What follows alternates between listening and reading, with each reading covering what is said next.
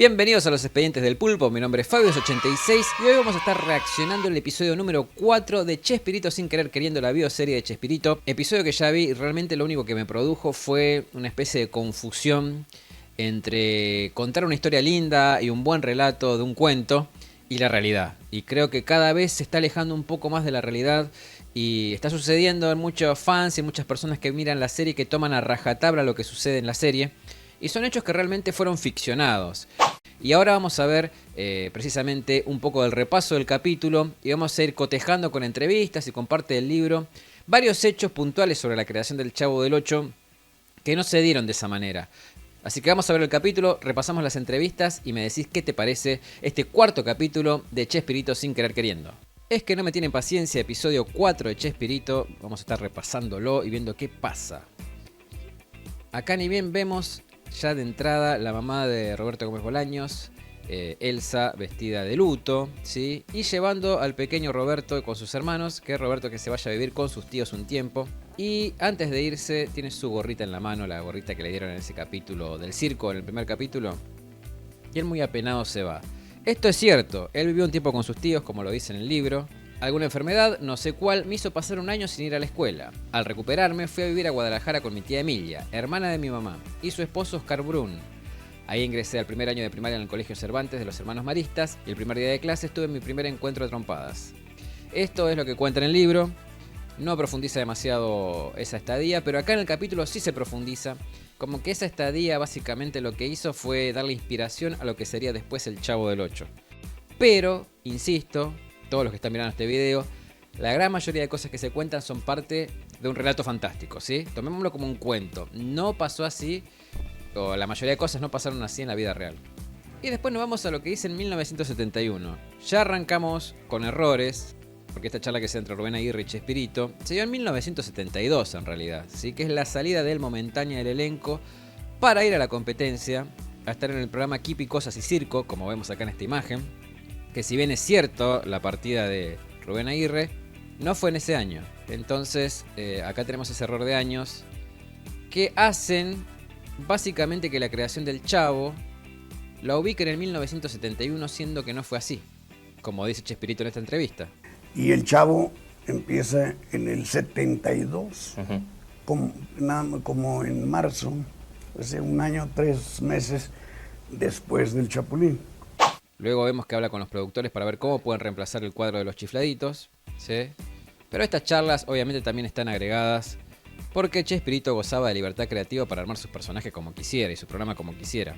Bueno, después lo vemos nuevamente una especie de ida y vuelta de flashbacks mostrando al pequeño Chespirito con la gorrita esa del Chavo, que obviamente está añadida a la trama para que quede como que fue algo que lo acompañó toda la vida y que estaba destinado a ser.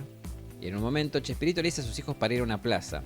Si vemos bien, una de sus hijas tiene el mismo atuendo que usaría Godínez después. Y empieza a tomar inspiración de lo que pasa en la plaza y demás, toma nota. Y si bien se inspiró en sus hijos, en muchas actitudes del Chavo, muchas otras no están vistas acá en el capítulo. Y en un momento ven un globero, que es muy parecido a Don Ramón, ¿sí? Pero es un globero random que andaba por ahí vendiendo globos. Y supuestamente este globero es el que le da la inspiración para ese primer piloto, vamos a decir, o ese primer sketch del Chavo del Ocho. Pero hay que tener en cuenta que, obviamente, este atuendo ya era típico de Ramón Valdés. Por ende no lo usó exclusivamente para el personaje, sino que ya se vestía así. O sea que no es que Chespirito construyó a Don Ramón. Ya Don Ramón Valdés era así y simplemente hizo el personaje. Bueno, ahí se imagina a Ramón, empieza a escribir la historia. Nuevamente vemos acá a Graciela en un papel menor en este capítulo, pero siempre apoyándolo, estando al lado de él para lo que necesita. Lo volvemos a ver de pequeño, enfermo, tal vez como dice el libro, si esa enfermedad que supuestamente tuvo antes de irse a vivir con sus tíos, bueno, acá lo tuvo después. Es que lo vemos buscando, indagando, pensando ideas, diciéndole a Ramón la idea de hacer ese personaje, ese niño. Y después ya tenemos lo que vendría a ser ese piloto del niño junto a Ramón. Lo que a mí me llama la atención, y eso me deja a mí la duda, es de dónde sacaron esa idea de personaje, ese atuendo. ¿Realmente habrá sido así el piloto del Chavo? O sea, ¿qué registros habrán ido para buscar este atuendo? me llama mucho la atención. La verdad que no sé por qué habrá sido, pero bueno, me llama la atención si realmente accedieron o no a lo que es el piloto del Chavo. Nuevamente se lo ve en esa vecindad con sus tíos y hay una niña con un atuendo muy parecido al de la Chilindrina, que daría a entender supuestamente de que, bueno, esa niña es la que inspiró después a la Chilindrina. Pero como sabemos bien, María Antonieta de las Nieves construyó su personaje. Lo de las colitas y los lentes lo sacó básicamente de unos personajes que hacían el doblaje. Y los vestiditos se los hacía su mamá. Por ende no fue esto la inspiración de la Chilindrina, todo lo contrario. María Antonieta ayudó a construir ese personaje y es cierto, eso es verdad. Y nos vamos nuevamente a 1978, que no nos falta ningún capítulo. Un poquito de Acapulco, esta vez más para mostrar las personalidades de los distintos personajes. Hay un almuerzo en el cual Chespirito le agradece a todos. Y se ve no solamente lo pesado que podía llegar a ser Villagrán con ellos, según esta mirada, y también lo mandona, o cómo quería influir en todos Florinda Mesa, luego de un diálogo que tuvo con el personaje que hace Edgar Vivar. Y bueno, y la verdad que acá tiene un comentario bastante desafortunado Villagrán, en este caso Barragán. Se produce toda una tensión en el grupo que se ve que se estaban disolviendo de a poco. Y acá vemos un Chespirito reconcentrado tratando de armar la vecindad y todo lo que iba a tener ese programa nuevo.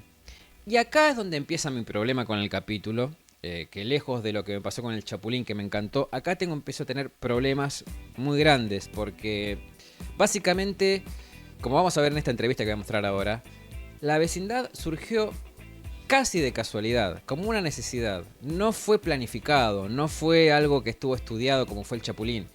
Que se muestra en este episodio que fue todo planeado y todos los personajes que quería que tengan y demás. Todo se fue agregando, como dice acá en esta entrevista, Chespirito. Entonces dije, ¿qué hago? Había yo hecho un programa, un sketchito de los que yo llamaba sueltos, porque no había continuidad de semana tras semana. Y con un niño, que hacía yo un niño pobre, y con un vendedor de globos que hacía Ramón Valdés, que me encantaba cómo lo hacía, qué bárbaro. Entonces me había sobrado material y dije, pues mientras se me ocurre algo, hago un sketchito con el material que me sobró. Y me volvió a sobrar y a la siguiente semana hice lo mismo y luego a la tercera, y ya por ahí me di cuenta de que estaba gustando mucho. Entonces ya le puse el nombre, El Chavo. La gran diferencia es que el Chapulín Colorado fue todo muy bien planeado. Todo estaba fríamente calculado, sí, para decirlo bien. Y el Chavo no, el Chavo fue improvisado y empezó a crecer a una velocidad y hasta un tamaño que nunca me imaginé. Acá vemos ese barril. Que otro problema que también tengo es que el barril no surgió hasta 1973, ¿sí? Todo lo que fueron los sketches de 1972 no había barril. Recién en el primer episodio de 1973, titulado Los Globos, ahí aparece el barril por primera vez. Entonces no estuvo planeado eso, fue surgiendo todo y se fue construyendo de a poquito. Bueno, y acá tenemos ese mítico encuentro entre Villagrán y Chespirito, del cual les voy a mostrar una foto real. Pero supuestamente este encuentro se da en una cena de despedida que le hacen a Rubén Aguirre. Carlos Villagrán empezó a trabajar con Chespirito desde mucho tiempo antes. ¿Por qué? Porque Villagrán había trabajado con Rubén Aguirre en 1968 en el Club de Yori. En ese programa hacía personajes llamados Pirolo y una viejita llamada Lo Lamento.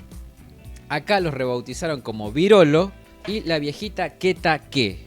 O sea, nombres totalmente random. Esto lo ubican en 1971, pero en realidad se habían conocido mucho antes. Inclusive Villagrán había trabajado de extra en los Supergenios de la Mesa Cuadrada, como vemos en esta imagen. Por ende, no es que llegó a trabajar pura y exclusivamente para el Chavo del Ocho, como vamos a ver en esta entrevista en que se aclara cómo fue llegando cada uno de los personajes. Y en una fiesta particular en casa de Rubén, hicieron Rubén y Carlos Villagrán un sketchito, y entonces hicieron una rutina, no me acuerdo, pero hablaba él con los cachetes inflados, a mí me dio mucha risa. Y había yo empezado a hacer el Chavo. Pero no, No, pero entonces no, porque yo no entré con el Chavo, yo entré mucho antes del Chavo. Sí, pero... O sea, él no entró para el Chavo, él entró desde antes. Carlos Villagrán entró prácticamente... Porque yo entré en el 71 y todavía no existía el Chavo. Y lo primero que yo hice cuando entré no fue el Chavo, fueron sketches y programas del Chapulín Colorado. De acuerdo. Había yo hecho ya muchas otras cosas y estaba Florinda, muy bien, estaba Ramón, estaba Rubén y no más. Okay, y entonces, no más. Después entró Angelines y después entró Edgar. Bueno, y acá vemos el Dream Team que fue armando, que bueno, que es cierto, pero no lo fue armando así. Al personaje de Margarita, de Florinda Mesa, y ya hay una conexión entre ellos, ni bien se ven por primera vez. Que eso estuvo interesante, me gustó esa actuación, y cómo después eso iba a repercutir en el futuro, ¿no? Pero hay un diálogo en el que dice, necesito una vieja chancluda, mañosa, odiosa, algo así, y me parece que ahí fue una libertad también para desquitarse un poco, me parece, ¿no? Bueno, después vemos como en el futuro, en 1978, el personaje de Maggie, o sea, Florinda Mesa, se mete en un problema de pareja entre Graciela y Roberto y deja que los hijos de Bolaños vayan al show que en principio Graciela no quería que participaran. Y bueno, y por último vamos viendo cómo se unen todo el elenco. Van llegando todos para esa supuesta grabación. A lo último llegaría Angelina Fernández, que la trae supuestamente el canal para que participe con ella. Y hace muy poquito tiempo en una entrevista Esteban Valdés, hijo de Don Ramón, aclaró que fue Ramón Valdés el que le pidió a Chespirito que le diera una oportunidad a Angelines, que quería trabajar con él. Pero bueno, esta imagen así de lejos me da ese toque de fantasía de decir parece un backstage de verdad. Y en el final aparece como un Roberto niño, mirando básicamente esos personajes nacer, vamos a decir, crecer. Y así pasa el episodio 4, es que no me tienen paciencia, de Chespirito sin querer queriendo, y la verdad que hay mucha tela para cortar de ese episodio. No sé qué les pareció a ustedes. Insisto, como relato fantástico, como producción, me pareció excelente. No hay nada que cuestionarle a eso, las actuaciones están bárbaras. Considero que está hecho con mucho amor el contenido. Pero comete estos errores que son bastante graves para lo que es una biografía. No poner bien los años, realizar que la creación fue algo, vamos a decir, planificado, puntillosamente, a través de muchas exigencias, y que no fue así, y que mucha gente se las cree.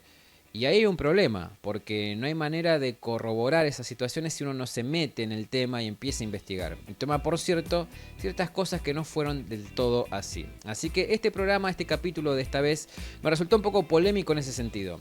Lo disfruté técnicamente, lo disfruté como relato, si se quiere, pero no me puede despegar de la realidad, que es otra. Así que bueno, déjame en los comentarios a vos qué te pareció este cuarto capítulo, qué opinas de estos cambios que se están realizando en la serie, y nos vemos en el próximo expediente.